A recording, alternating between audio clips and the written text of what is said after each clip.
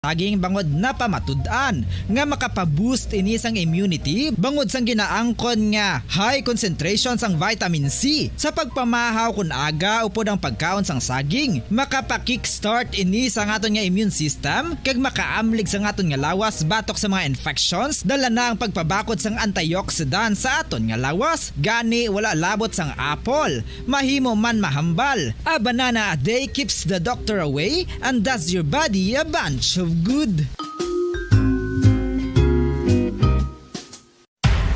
Makapila ka beses kung magpangapi sa isang adlaw, maghinay-hinay lang sa pag-inom sang kape bagod may ara ini sang ini maayo nga epekto sa lawas. Apang paano bala may buruan kung masobrahan na kita sa kape. Nahibaluan nga ang 400 mg sang caffeine o kung kapin-apat katasa sang brewed coffee sa isa ka adlaw ang makabig. Nabilin antas ang alas 7 sa aga. Welcome diri sa pagpangalagad sang Bombo Report Second Edition adlaw sang Biyernes pet sa 17 sa bulan sang Hunyo sa mga tiga 2022. Ikatatlo na ning adlaw sang Biyernes sa kaanom nga bulan sa mga year 2022. Sa mga aga mangin kaupod ang inyawalagad si Bombo Erlin Bayonita. Updaray kita asa alas 7 ang atak na sa mga aga sa durong sa inyo sang dugang nga mga balita lokal. Mga nabalhaga sa ato ng mga police station sa diri sa maya syudad sang Bacolod Kalakipan na sa maya probinsya sang Negros Occidental.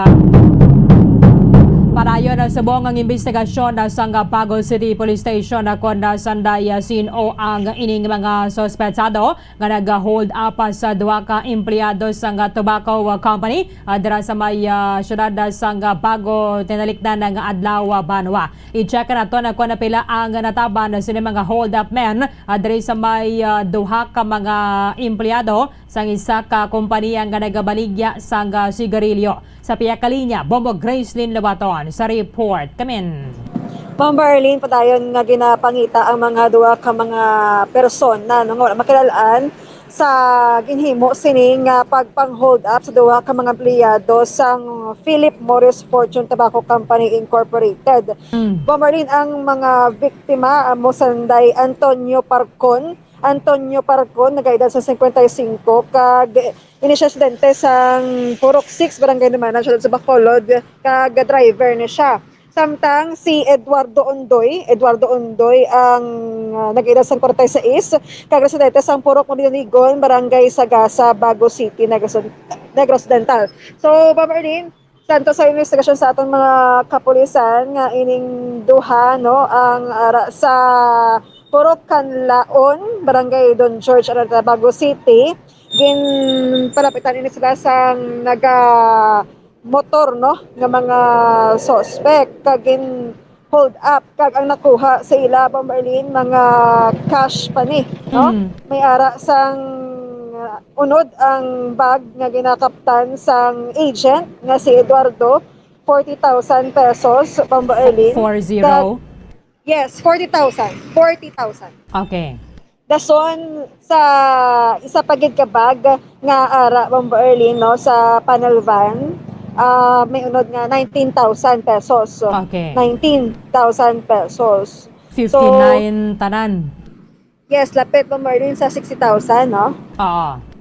Dason Mamarlin, ining mga sospetsado ang nagpalagyo sang dayon on board no sa isa ka motorsiklo. Okay. Pero daytime man na natabo no, Bombo Grace? Yes, daytime Merlin kag ang suspect o kung duha ni sila kabilog ng mga lalaki. So naligad to may man gan isang robbery incident nga naglunta dira.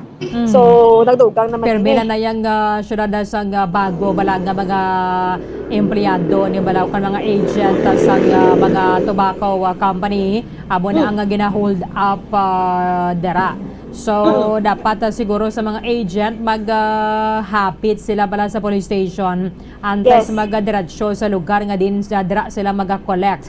Kaya tikon na kaysa once nga routinary na bala ang pagkadto nila dira Bombo Grace. Mabantayan gid sila sa sining mga nagapang hold up.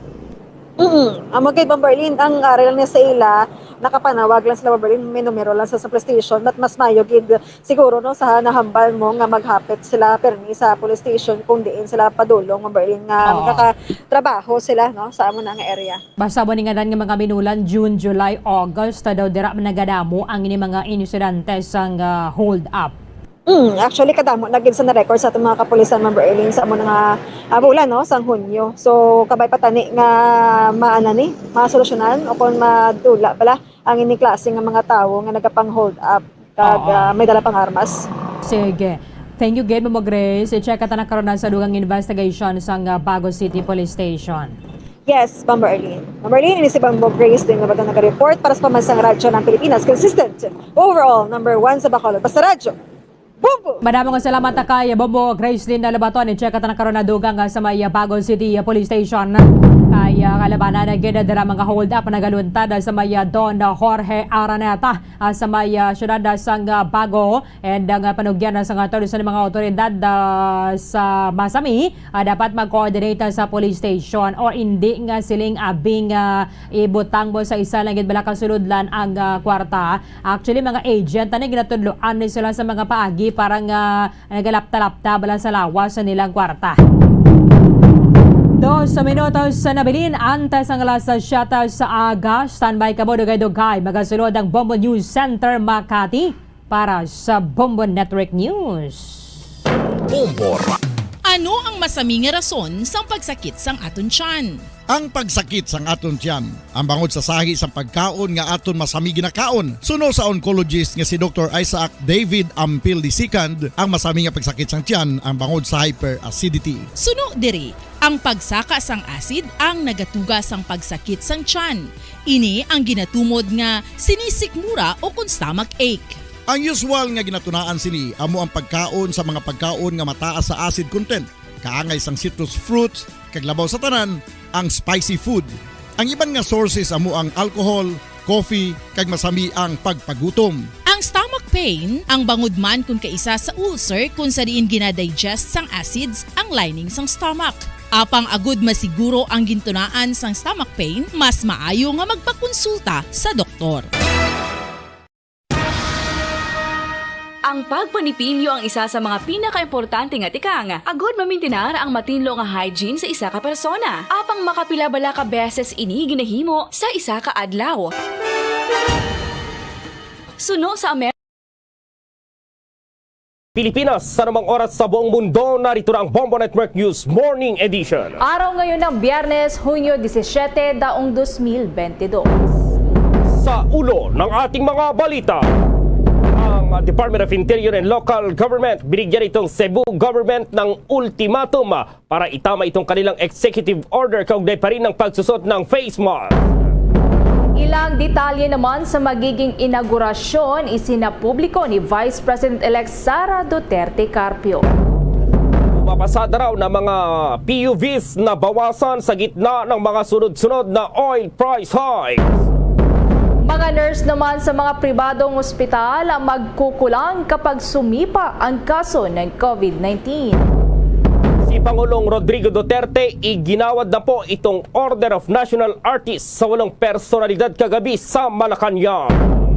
Ang pinakamataas naman na kaso ng COVID-19 mula noong Abril 3 na itala ng Department of Health. Bagong COVID cases nasa 425 na. Sa atin pong police report, itong IED isinabit sa PNP checkpoint doon po sa Pikit, Cotabato. Nagresulta po yan ng matinding traffic. At sa international news naman, ilang mga bansa tiniyak ng suportang pinansyal at armas sa Ukraine. At sa atin pong sports, balitang Golden State Warriors hindi raw nababahala na umabot pa sa Game 7 ang laban nila sa Boston Celtics. Itong do-or-die game naman sa panig ng Celtics, inaabangan na mamayang alas 9 ng ngayong araw dito sa Pilipinas. At live nationwide via satellite mula sa Bombo News Center Makati, kami ang inyong mga tagapaghatid balita. Ako si Bombo Everly Rico. At ako naman si Bombo Gerald B. Ulep. At ngayon sa retalye ng ating mga balita. Binigyan na umano ng Department of Interior and Local Government o DILG ang provincial government ng Cebu para itama ang kanilang executive order kaugnay pa rin ng optional na pagsusot ng face mask sa kanilang probinsya. Ayon po kay DILG Secretary Eduardo Anyo, mayroon daw hanggang weekend ang Cebu Provincial Government para ituwid ang kanilang kontrobersyal na executive order sa optional na pagsusuot ng face mask. Kung maalala, naging usap-usapan ngayon itong Executive Order number 16 na inilabas ni Cebu Governor Gwen Garcia at nakasaad ditong ang mandatory na pagsusunod ng face mask ay para lamang daw sa mga closed at air-conditioned spaces sa naturang probinsya. Sinabi rin ni Anyo na pinag-iisipan nila ngayong magsampa ng kaso laban pa rin kay Garcia dahil pa rin sa naturang executive order. Darito pa ang pahayag ni DILG Secretary Eduardo Anyo. Lahat ng options na gagawin natin dito. At ito naman ay mayroon ding instruction ng Office of the President, no? Na we should seek all remedies at kung wala ay we can also pursue legal action. No? We'll be giving the Cebu Provincial Government, no, the governor and the councilors to amend, rectify, adjust their ordinance and EO to be consistent with the EO 151 and the guidelines in the implementation of the alert level system, which is part of EO 151. Maybe over the weekend, no, we will give them a chance to rectify. After the weekend, then we will do whatever is necessary. I'm consulting with my legal team and hindi pa namin i-announce ngayon. No? We'll just do what is legal and what is commensurate to that particular kind of action of the Cebu Provincial Government. The national government does not recognize the EO and the ordinance, no. Sabi nga ni Secretary Guevara, the term is ultra vires, no. They do not have, or it's beyond their powers to supersede, to counter, to contradict a national statute, which is including the EO of the President. Una rito nga, sinabi po ni Garcia na hindi niya kinikilala itong resolusyon ng Interagency Task Force kaugnay pa rin ng mandatory na pagsusot ng face mask. Pero sinabi ni Anyo na hindi raw din kinikilala ng national government itong EO na inisyu ni Garcia.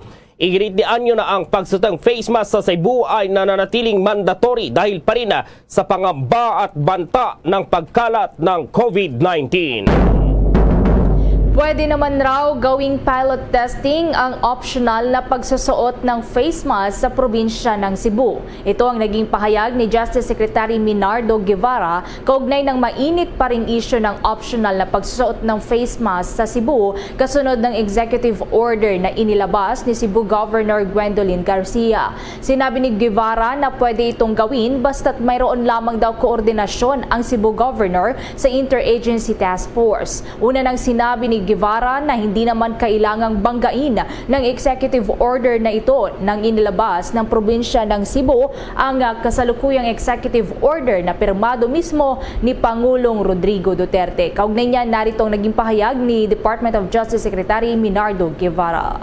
Nung kami mag-usap more than a week ago, yung matter about the COA observation regarding GG was not even brought up wala pa noon wala pa. Kaya I don't think na isa yon sa mga tinutukoy niya na Una nga rito ay pinayuhan ni Guevara ang gobernadora ng Cebu Province na makipag-usap sa Interagency Task Force para pag-usapan ang kanilang ibinabang kautusan sa naturang probinsya na optional na lamang ang pagsusuot ng face masks. Sinabi ni Justice Secretary Minardo Guevara na mas maiging maghain na lamang ng panukala si Cebu Governor Gwen Garcia sa IATF ukol sa pagsusuot ng face mask. Hindi naman umano kailangan ni Garcia na banggain ng Interagency Task Force hinggil sa isyu ng pagluluwag sa pagsuot ng face mask sa kanilang lalawigan. Ayon kay Secretary Guevara, mas makakabuting lumapit si Garcia sa IATF at maghain na lamang ng panukala nito para himukin ang gobyerno na baguhin ang health protocol. Pwede naman umanong gawing rason sa kanyang panukala ang marami ng mga bakunado kontra si COVID-19 at kontrolado na umano ang pandemya. Gate pa ni Secretary Guevara na makatwiran naman na magdesisyon ng IATF at mabilis na magpatupad ng mga pagbabago lalo na kung may maiprepresentang siyentipikong basihan. Sa halip kasi na kumprontahin ay hinimok ng kalihim si Garcia na lumapit sa IATF at linawin ang mga nais nitong mangyari. Gayunpaman naniniwala si Secretary Guevara na kailangan pa ring sumunod sa mga pinaiiral na protocol sa ngayon, gayon din sa mga paghihigpit bilang konsiderasyon na rin sa limitadong kapasidad ng health system sa bansa. Samantala, hindi naman pabor ang grupo ng mga pribadong ospital sa naging executive order pa rin ng Cebu Province na magiging optional lamang itong pagsusot ng face mask sa naturang probinsya. Ayon po kay Private Hospitals Association of the Philippines Incorporated o PHAPI President Dr. Jose De Grano, nais nilang maipagpatuloy lamang ang pagsusot ng face mask hanggang sa katapusan ng taong kasalukuyan.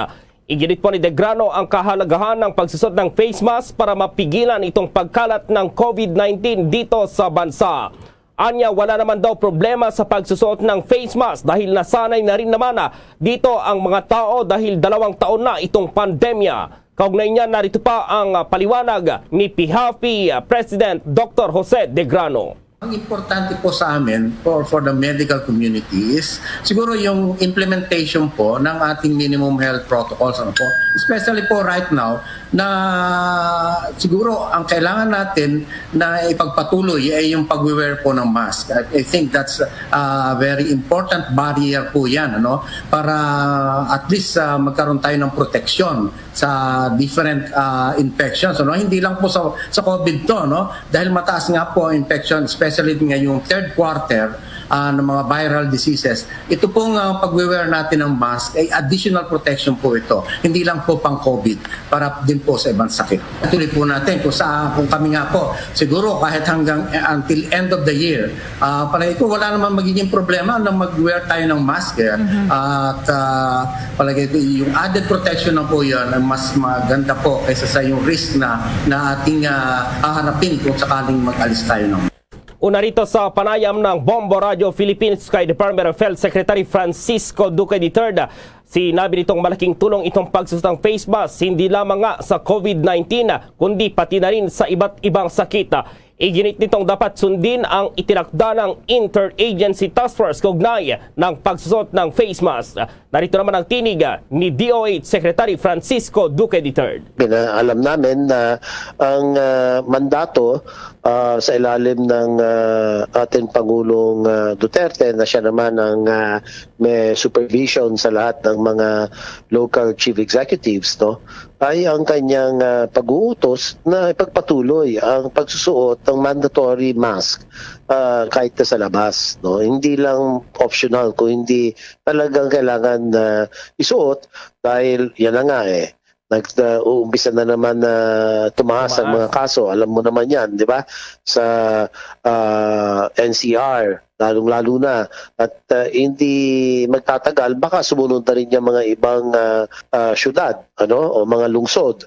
So maigi na yung tayo ay protektado, hindi lang sa pamamagitan ng bakuna at saka booster, kundi pati na rin sa pagsusuot ng mask na nakakatulong laban sa mga hindi lang COVID, no, kundi laban sa mga ibang mikrobyo, ibang mga virus, ibang mga pwedeng maging sanhi ng maraming sakit, lalo na sa baga, So, malaking tulong yan. Bakit pabayaan na lang natin na basta-basta, di ba?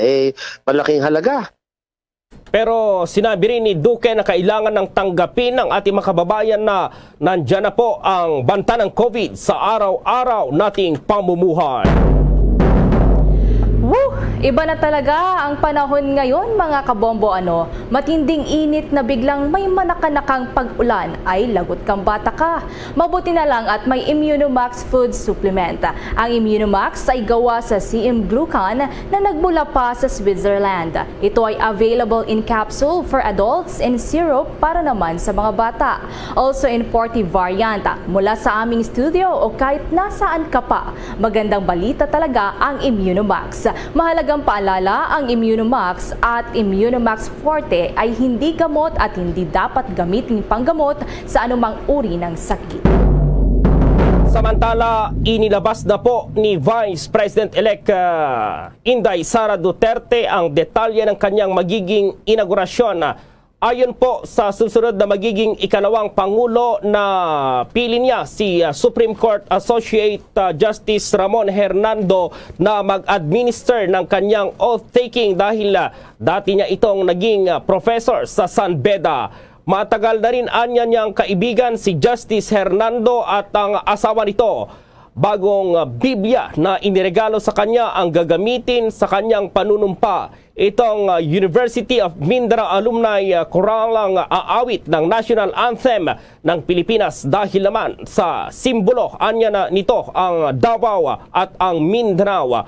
Wala namang espesyal na accessory itong jewelry na isusuot ng susunod na Vice Presidente. Bukod pa sa paghahanda sa seguridad at sa venue, handa na rin po itong isusuot ng bagong Vice Presidente. Inilabas na itong sketch ng Filipiniana gown na isusuot ni Vice President-elect Sara Duterte Carpio sa kanyang inaugurasyon po yan sa linggo, Hunyo 19. Ang nasabing gown ay dinisenyo ng Davao-based fashion designer na si Silverio Lacer. Mayroon itong loose mermaid bodice sa bandang ibaba. Ang design ay hango pa rin sa traditional Filipiniana top o bell-shaped sleeves. Ang kulay ng Filipiniana gown ay green. Itong campaign color po yan ng Vice Presidente na Vice President-elect. Gagawin ang inaugurasyon ng bagong presidente po sa San Pedro Square simula alas 3 ng hapon at magtatapos bandang alas 11 po ng gabi. Kaugnay niyan makakasama po natin sa linya para dito sa preparasyon nila naman sa seguridad na ilalatag dyan sa Davao City si Police Regional Office Region 11 Spokesperson Attorney Yurisan Giltiano. Magandang umaga po. Live na po tayo sa Bombo Radio Philippines. Major, good morning. Magandang umaga po, Bombo Jurado. Magandang umaga sa lahat po ng nakikinig ng Bombo Radio Pilipinas. Opo, Major, ito yung concern ngayon, itong ililatag ng PNP na seguridad. Kumusta na po itong paghahanda ng PNP dito sa inaugurasyon ng Vice President-elect? Sa linggo na po yan, malapit-lapit na po, Major. Yes, handang-handa na po ang entire Philippine National Police and other na mga law enforcement agencies sa pagbabantay ng seguridad ngayong darating na Sunday sa inauguration po ng ating Vice President na si Sara Duterte Carpio. Opo, Colonel, dahil unlike dito sa National Capital Region na medyo mahirap makarating dito yung mga rebelding grupo, dyan po sa Mindanao, dyan sa Davao City, wala po bang mga intel report na mayroong mga grupo na nais manabotahe dito sa inaugurasyon ng Vice President-elect na taga dyan sa Davao City, Major? So far naman po, wala pong ganong report about sa intensyon nitong mga makakaliwang grupo o mga turista na maghasik ng kanilang ng kanilang aktibidades dito sa Davao region. And in fact po, kasama natin sa preparasyon yung not only PRO 11 or not only yung Davao region, but tinap na rin po natin pagdating sa seguridad, especially sa mga borders, ang mga kalapit namin po na region, like yung region 10, 12, 13. Kasama din po sila sa pagmamonitor ng mga movement kung ano man ng mga motorista or any people outside Davao region. Pagdating naman po sa Davao region, especially in Davao City, secured na po yung mga borders no? And then yung sa venue mismo ng inaugurasyon, we will be deploying more than 4,000 personnel para lang po mag-secure ng mga areas and also yung mga VIPs na darating. And meron na rin po tayong mga covert na mga personnel to monitor yung yun na maaaring may mga pumasok din po talaga na mga miyembro ng Makakaliende po.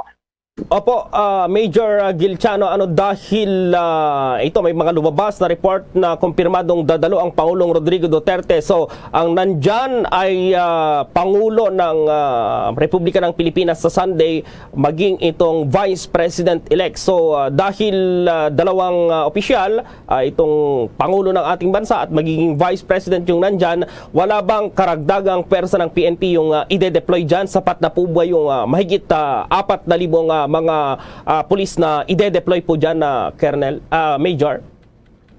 Pagdating sa venue lang po yan, yung 4,000 plus. Tapos meron naman pong PSG.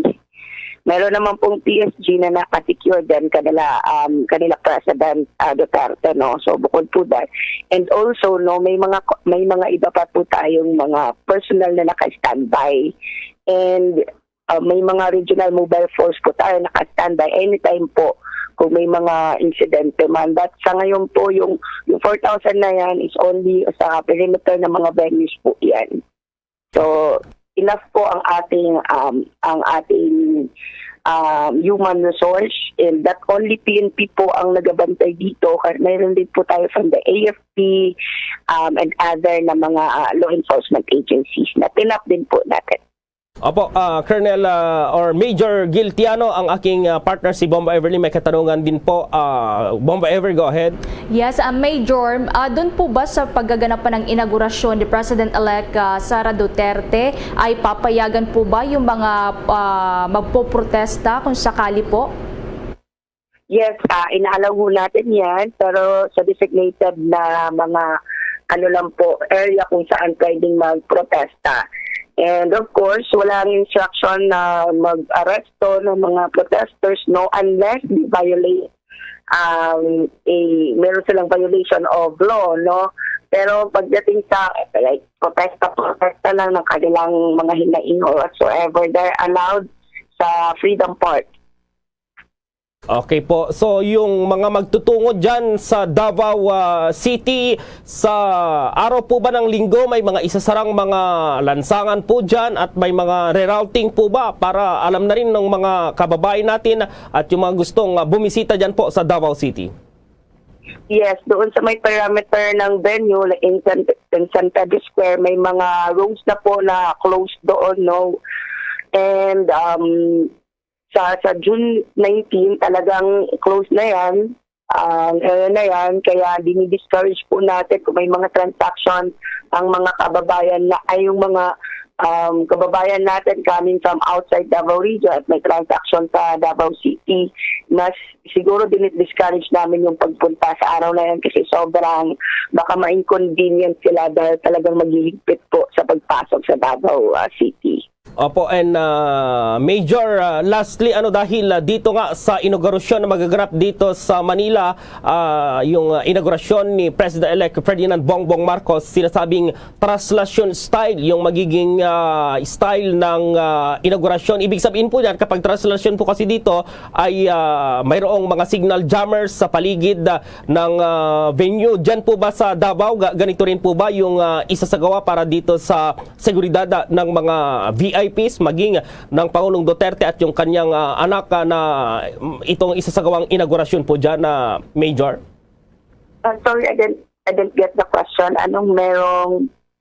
Apo, dito kasi sa isasagawang inaugurasyon dito po kay President-elect Ferdinand Bongbong Marcos, yung style ay parang sa translasyon. So walang mga signal ng komunikasyon sa area kung saan isasagawa yung inaugurasyon. Diyan po ba sa Davao ganun din yung gagawin? Walang signal ng communication sa venue ng pagdadausan po ng inaugurasyon ni Vice President-elect Inday Sara Duterte po?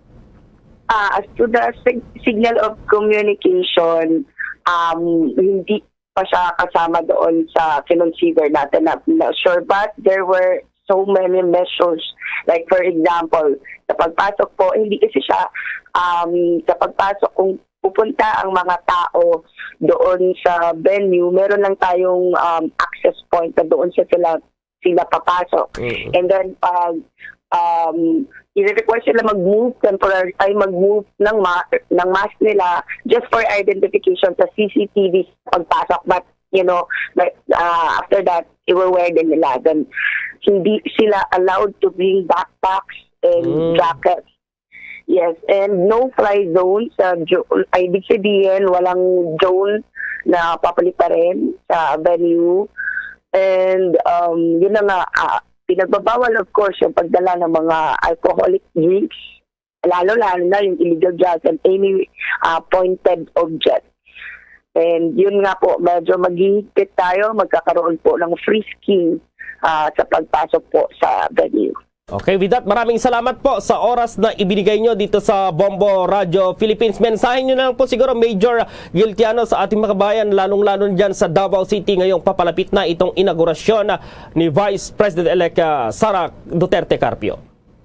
Opo, sa lahat ng mga kababayan namin dito sa Davao City, especially or sa entire Davao region o kaya sa Mindanao na gustong sumuporta or makawitness sa inauguration ng ating Vice President, panawagan na po namin yung kooperasyon, follow po yung mga procedures and yung mga do's and don'ts na gagawin doon sa venue. And of course, discourage namin talaga yung influx.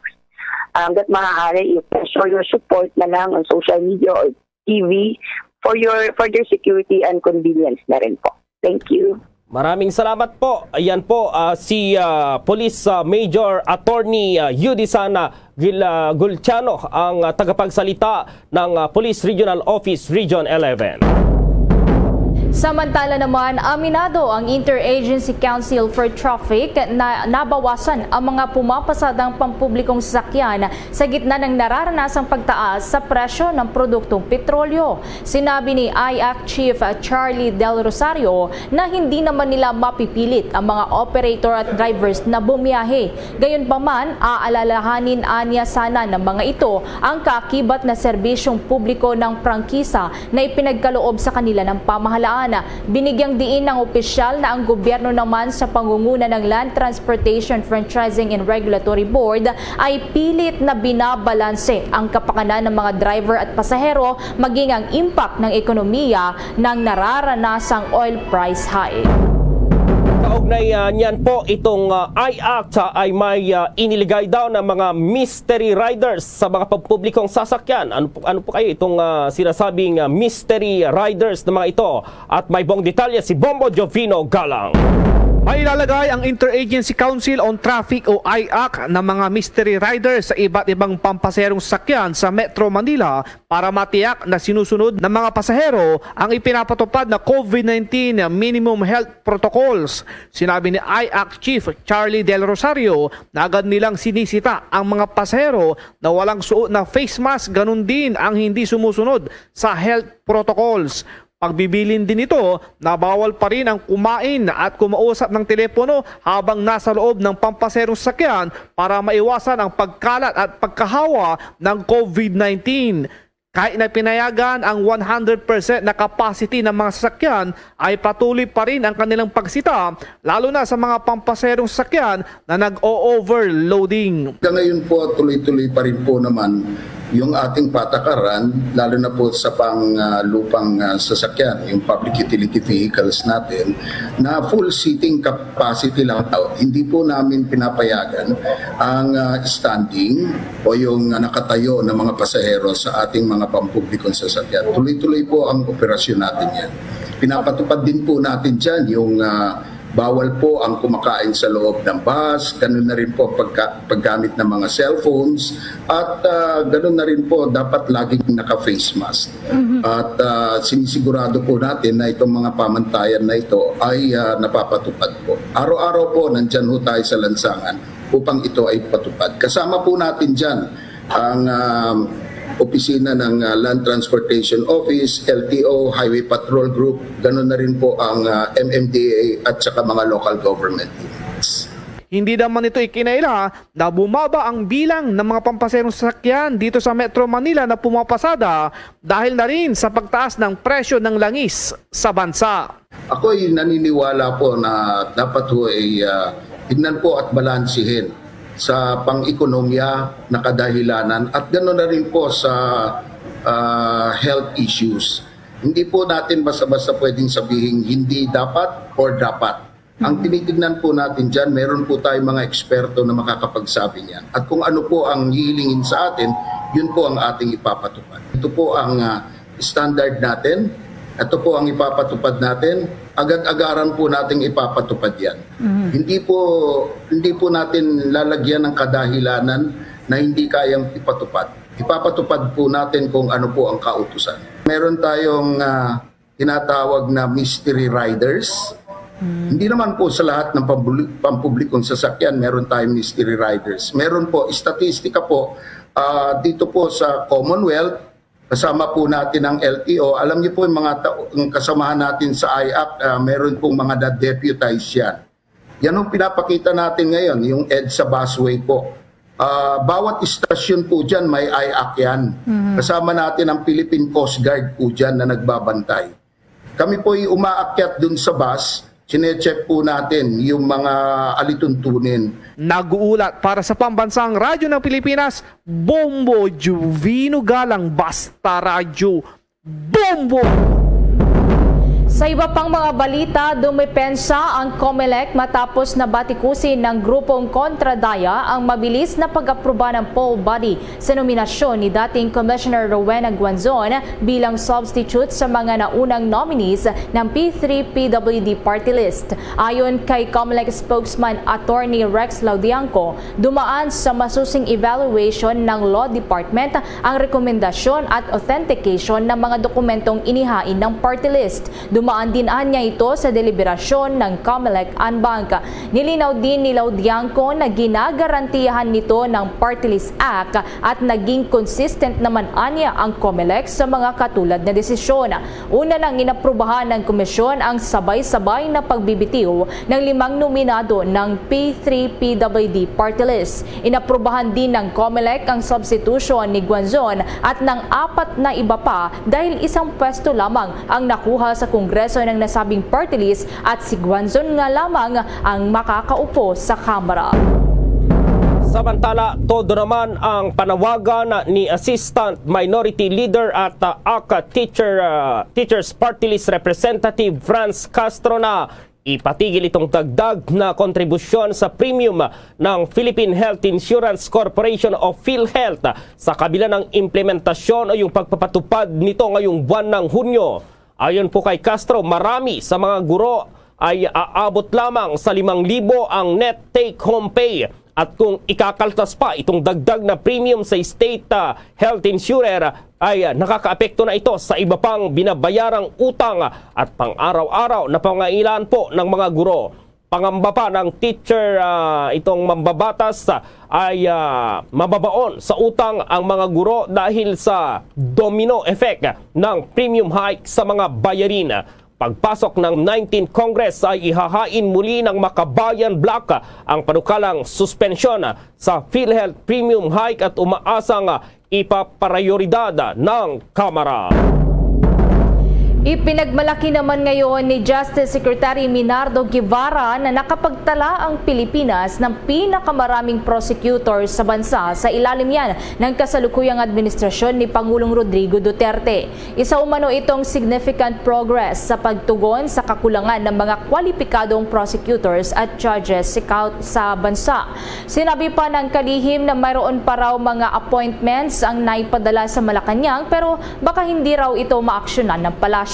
Sa ngayon ay nasa 500 daw ang appointments na naisumite sa Malacanang pero dahil sa kakulangan na rin ng material time ay naiwan ang mga pending appointments para sa prosecution service. Pero nilinaw naman ng Justice Chief na ang Duterte administration ay siyang mayroong pinakamaraming appointees ng mga prosecutors. Nasa 1,700 daw kasing mga bagong prosecutors ang naitalaga sa panunungkulan ni Pangulong Duterte at karamihan sa mga naitalaga ay nasa National Prosecution Service. Dahil dito ay natugunan na daw ang kakulangan sa manpower ng Department of Justice lalo na sa mga malalayong probinsya at mga lugar na mayroong problema sa peace and order.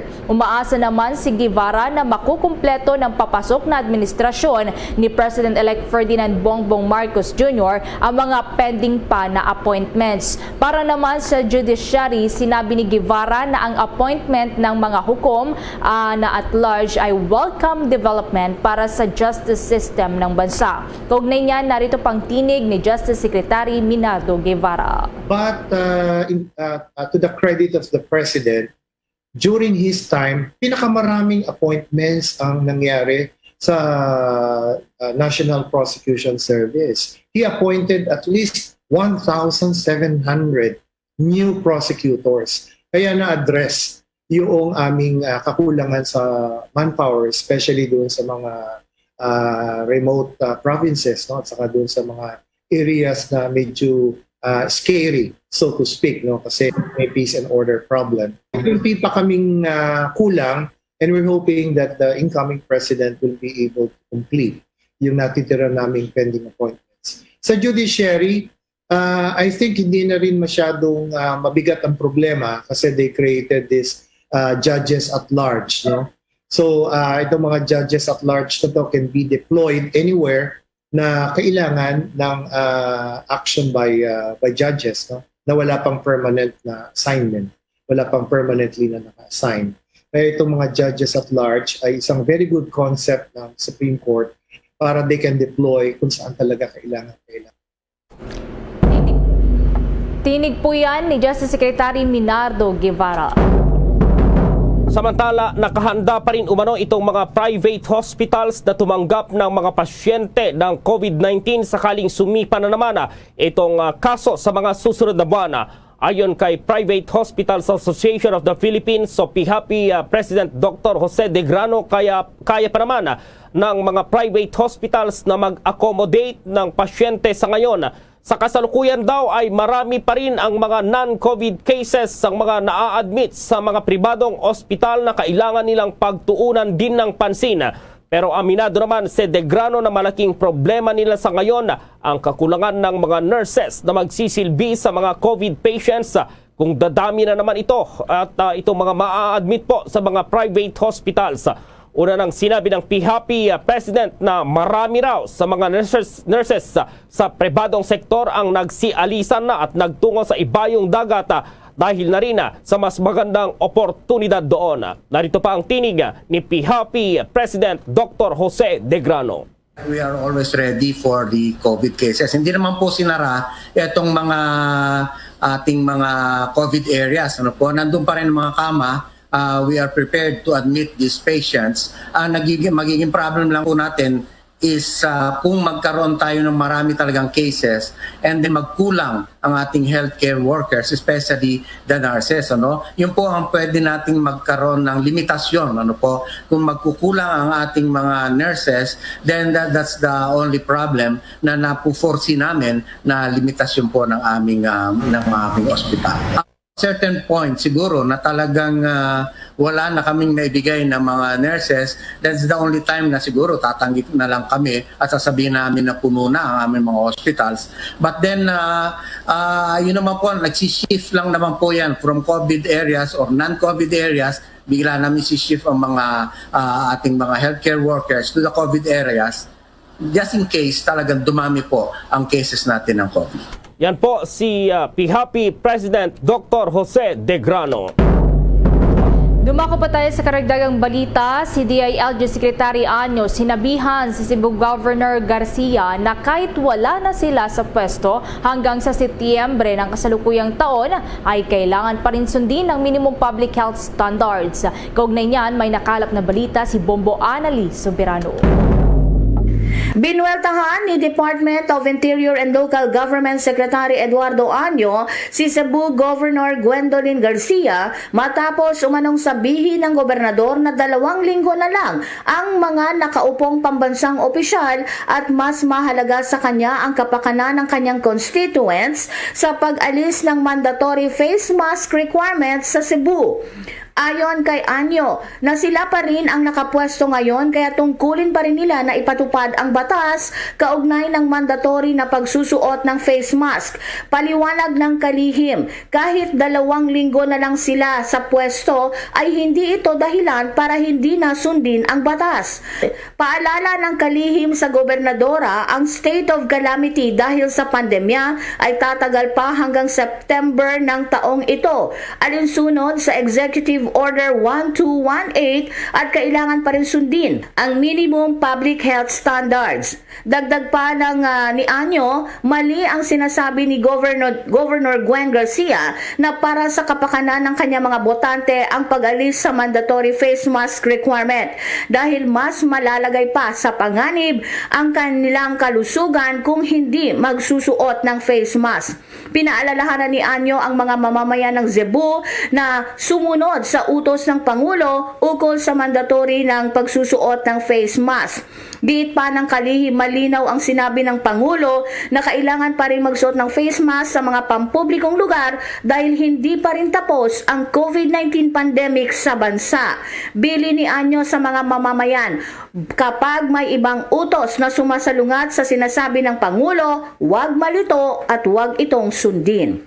Pakinggan natin ang pahayag ni DILG Secretary Eduardo Año. Hindi pa talaga tapos ang pandemic. Binabantayan pa natin yung mga COVID cases na nagkaroon ng konting upstick on the last days. No? For example, nagkaroon na ng tumaas na yung tinatawag natin na reproduction rate. No? So hindi pa siya talaga tapos. At ayon sa ating mga medical experts and scientists, no, ang pag-i-implement ng minimum public health standards at saka ng vaccination ang pinaka-epektibo bakit mababa yung ating COVID cases compared to other countries. At dahil nga dyan sa ating alert level system na pinapatupad natin because of the EO 151, kasama doon yung mask mandate na ito ay mandatory, pero meron tayong dinefine na exemptions at ang ating mga kababayan ay huwag malilito sapagkat ito ang pinatutupad ng national government down to the local government. No? Kung meron mga sumalungat dyan at sumuway, ay huwag niyo sundin yan kasi mapapahamak ang inyong buhay dyan at baka yan pa ang maging sanhi kung babalik ang COVID surges at maapekto at makasakit tayo. No? Malinaw naman ang sinabi ng ating Pangulo, ipatutupad pa rin ang mandato ng pagsusuot ng face mask.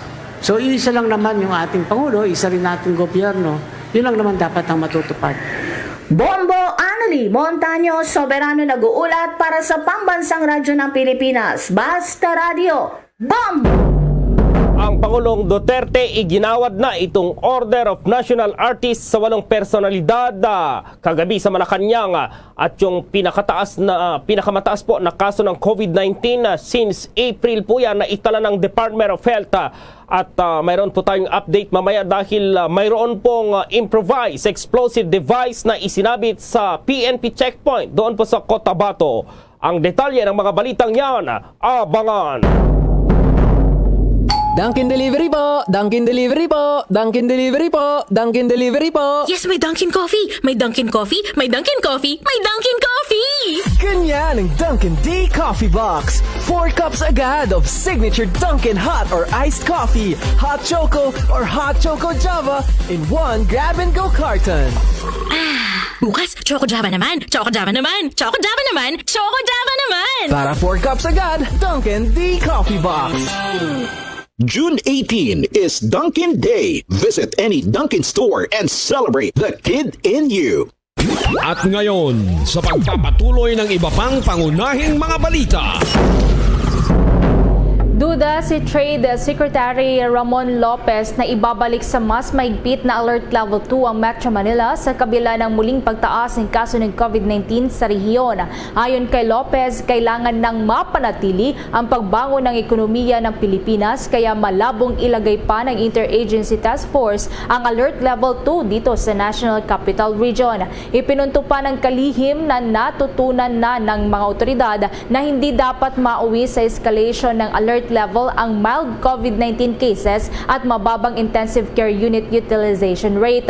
Una rito ay iniulat nga ng Department of Health na mababa pa ang utilization rate ng healthcare facilities sa kasalukuyan kahit pa tumaas ang lingguhang kaso ng COVID-19 sa 14 na local government units sa NCR. Kahapon nagpasya ang IATF na panatilihin sa Alert Level 1 ang Metro Manila at marami pang lugar sa bansa hanggang sa katapusan yan ng buwang kasalukuyan. Samantala, umabot na raw sa 10 milyon itong pumila sa libreng sakay program ng Metro Rail Transit o MRT Line 3 mula Marso hanggang ngayong Hunyo lang po yan.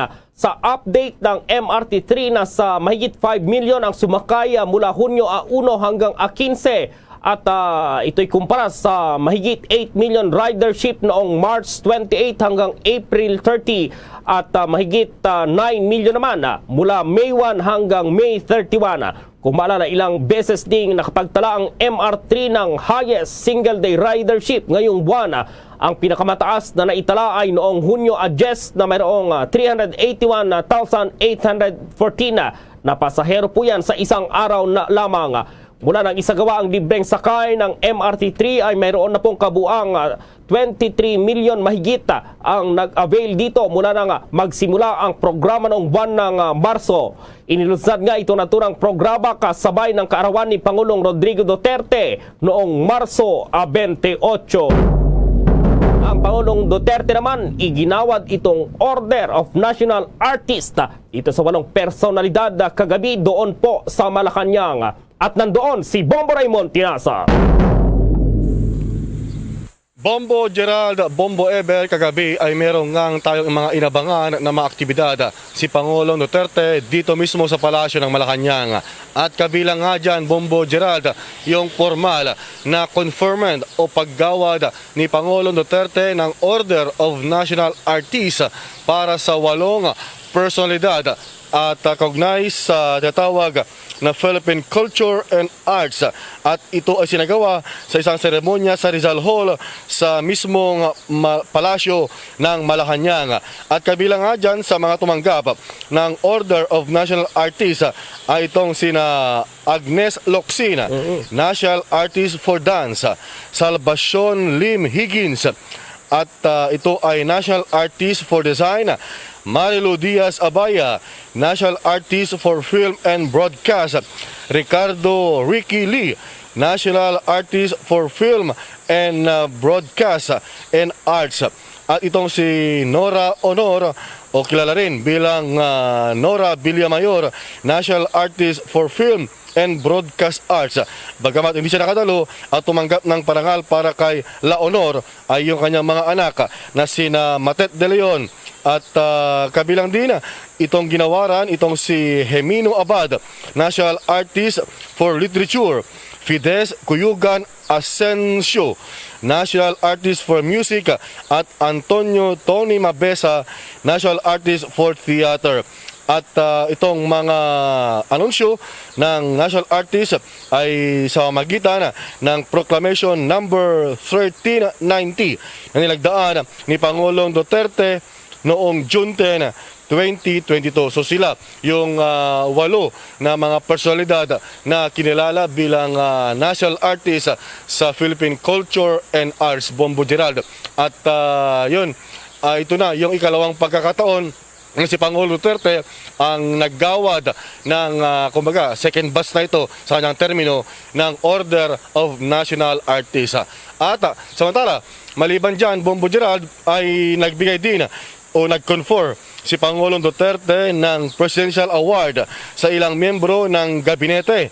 Ganon din sa mga miyembro ng Interagency Task Force o yung IATF at yung mga medical experts. at ito ay sinundan ng seremonya rin sa Rizal Hall dito sa Palasyo ng Malacanang. Kabilang sa tumanggap ng Presidential Award itong sina Defense Secretary Delfin Lorenzana, DILG Secretary Eduardo Año, Health Secretary Francisco Duque III at ilan pa ng mga miyembro ng IATF na kumbaga ay kinikilala sa kanilang natatanging kontribusyon sa paglaban sa COVID-19 pandemic. Ganyan din yung mga miyembro ng mga tatawag na mga medical experts, mga advisors ng IATF. Bombo Gerald, Bombo Ever. Oo, wala nang hindi na nagbigay ng kanyang speech si Pangulong Rodrigo Duterte kagabi, Bombo Raymond, talagang pure na awarding lang, Bombo Raymond.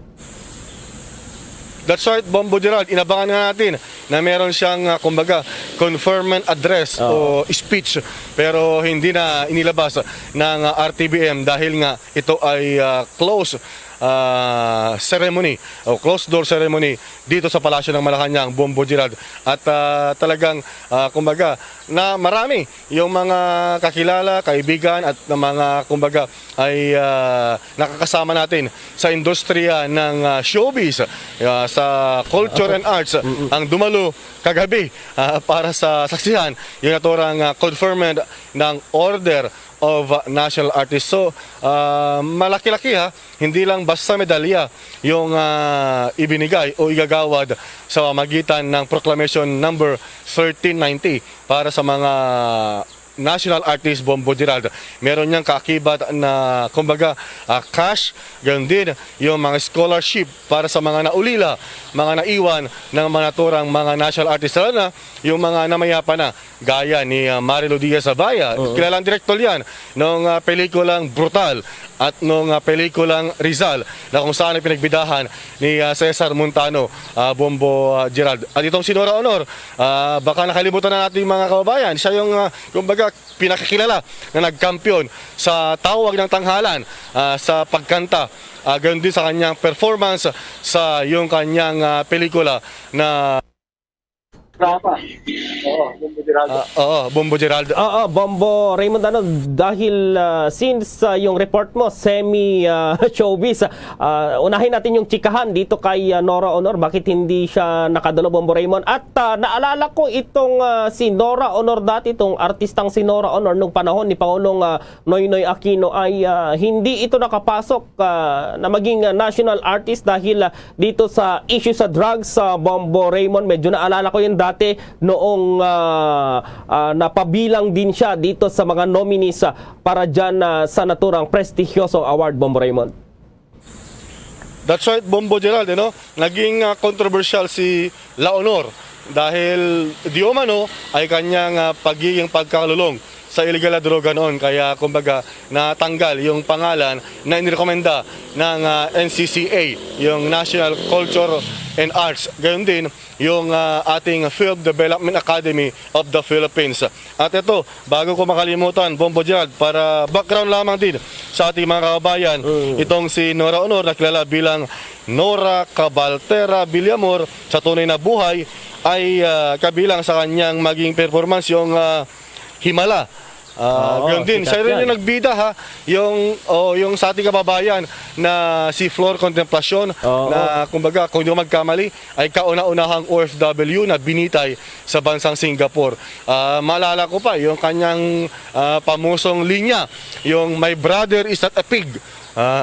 Yung unong kanyang pelikula, yung kaya kilala sila Honor sa kumbaga ito ay parang sinasabi nga long overdue na pagkilala kay La Honor na nagdala ng ating karangalan sa ating bansa, Bombo Gerald. Saka yung linya yung walang himala, Bombo Raymond, sumikat yan. Pero bakit wala siya, Bombo Raymond, kagabi hindi niya tinanggap itong parangal? Well, sa ngayon, wala pa namang chat sa akin si La Honor. Pero for now, ay wala pang paliwanag ang Malacanang. Ang kanyang dumalo, itong si Lotlot de Leon o si Matet, Bombo Gerald, yung tumanggap.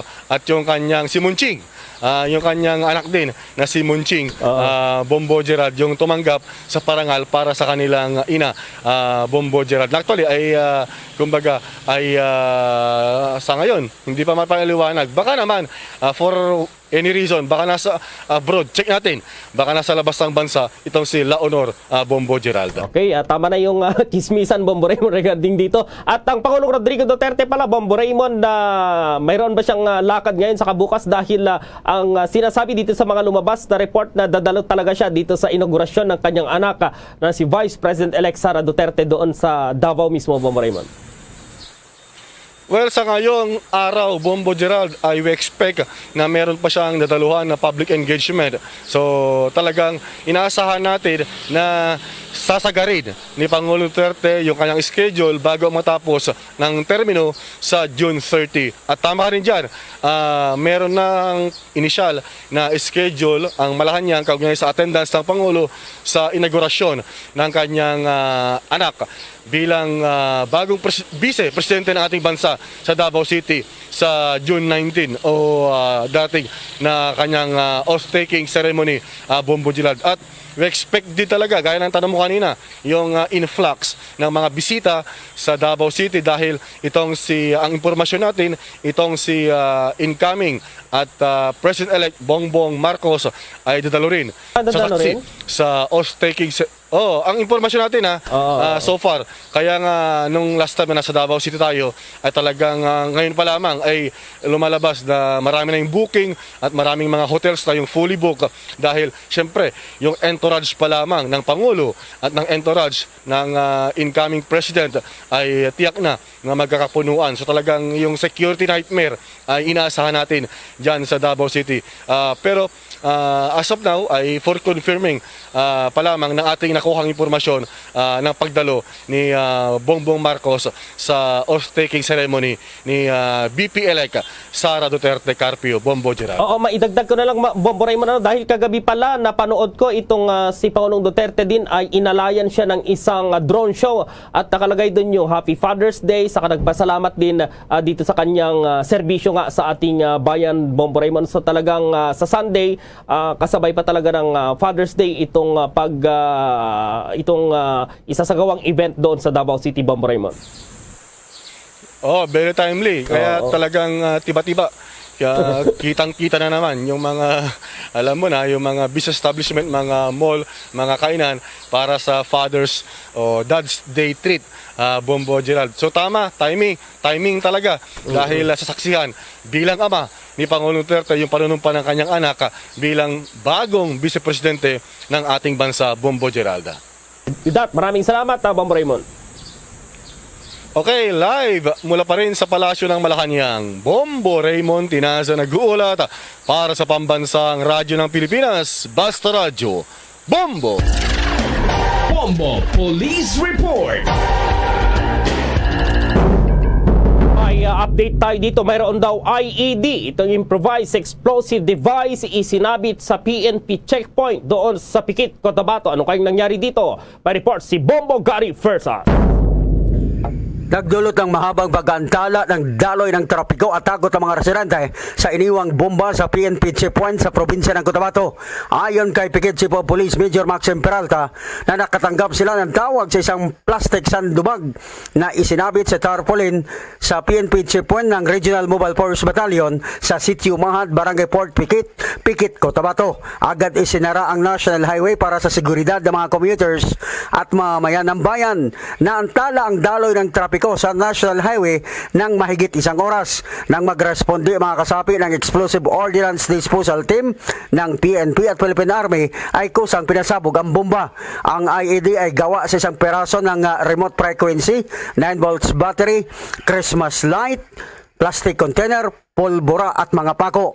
Marami ang naniniwala na posibleng kagawa nito ng Bangsamoro Islamic Freedom Fighters o BIFF. Sa ngayon ay hinigpitan pa ang seguridad sa Pikit, Cotabato habang nagpapatuloy ang investigasyon ng militar at pulisya. Nagulat live mula sa Cotabato City, Bombo Gary Puersas para sa Mabansang Radyo ng Pilipinas, Basta Radyo, Bombo! Bombo International News. Nagpahayag ng suporta ang mga leader ng Germany, France, Italy at Romania na maging bahagi ng European Union ang Ukraine. Sa kanilang ginawang pagbisita, tiniyak ni German Chancellor Olaf Scholz, French President Emmanuel Macron at Italian Prime Minister Mario Draghi at ni Romanian President Klaus Iohannis na suportado nila ang Ukraine laban sa Russia. Bukod sa tulong pinansyal ay hangad din nila nga makapagbigay ng armas sa Ukraine. Bombo Sports News. Wala raw bahid na pagkabahala ang Golden State Warriors na kaya nilang tapusin ang laro at makuha ang kampyonato sa Game 6. Kahit pa sa home court ito ng Boston Celtics gagawin. Sinabi pa ni Warriors star player Steph Curry, sanay na siya sa 13 taon niya sa NBA. Isa sa mga nagbibigay ng lakas ng loob nila itong hawak na 3-2 lead na ito nga'y kalamangan at nakatuon sila sa championship experience ng Golden State Warriors. Gaya niya ng 2015 championship, agresibo pa rin sina Draymond Green, itong si Klay Thompson at Curry para tapusin itong 48 minutes na laro. Hindi na babahala si Curry kahit na nilimitahan itong kanyang puntos noong Game 5 matapos ang madinting depensa po ng Celtics. Itong laro ngayong araw, do or die game po yan para sa Boston Celtics, at kung sakaling magkaroon ng Game 7 ay magkakaroon po ng do or die game para naman sa dalawang koponan. Bombo Foreign Exchange Update. Sa palitan na po ng piso kontra pa rin sa ibang currencies, ayon sa Bangko Sentral ng Pilipinas, ang isang US dollar sa ngayon katumbas ng 53 pesos 37 centavos, ang Hong Kong dollar 6 pesos at 79 centavos, ang Singaporean dollar 38 pesos at 49 centavos, habang ang Saudi Arabian rial ay 14 pesos at 22 centavos, habang ang euro ay 55 pesos at 75 centavos. The Bombo Foreign Exchange Rate Update is brought to you by Queen City Development Bank. Samantala, dahil sa kinaharap ng buong mundo itong COVID-19 pandemic, samahan niyo po kami sa isang panalangin. Narito ang Horacio Imperata. Merciful and compassionate Father, we confess our sins and we humbly come to you to find forgiveness and life. We come to you in our need to seek your protection against the COVID-19 virus that has disturbed and claimed many lives. We ask you now to look upon us with love, and by your healing hand, dispel the fear of sickness and death, restore our hope, and strengthen our faith. We pray that you guide the people tasked to find cures for this disease and to stem its transmission. Bless the efforts to use the medicines developed to end the pandemic in our country. We pray for our health workers that they may minister to the sick with competence and compassion. Grant them health in mind and body, strength in their commitment, protection from the disease. We pray for those afflicted. May they be restored to health. Protect those who care for them. Grant eternal rest to those who have died. Give us the grace in these trying times to work for the good of all and to help those in need. May our concern and compassion for each other see us through this crisis and lead us to conversion and holiness.